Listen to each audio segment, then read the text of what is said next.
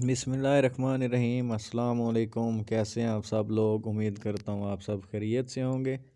आज की वीडियो जैसा कि आप थंबनेल में देख चुके हैं कि जो आधे सर का दर्द होता है और जो गुर्दों की दर्द होती है, हमें इसका क्या इलाज है।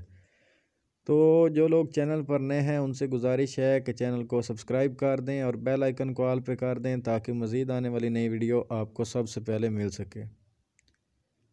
तो चलिए दोस्तों, चलते हैं वीडियो की तरफ। आपको आधे सर का अगर दर्द होता है तो आपने क्या करना है। अगर आपको किडनी पेन होती है तो उसके लिए आप क्या इलाज कर सकते हैं, आज की वीडियो में मैं आपको बताऊंगा। बाज़ लोग होते हैं उनको किडनी पेन हो जाता है और उनको पता नहीं चलता कि हम इसके लिए कौन सी मेडिसिन खाएं और वो किडनी की पेन से बहुत ज़्यादा तकलीफ़ में आ जाते हैं। तो आज की वीडियो उनके लिए बहुत ख़ास है।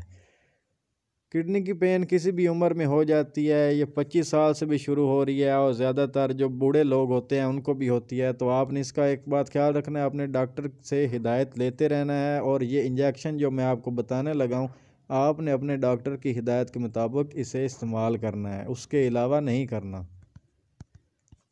ये आपको जो इंजेक्शन नज़र आ रहा है इसका फार्मूला आपने याद रखना है, नैल्बोफिन।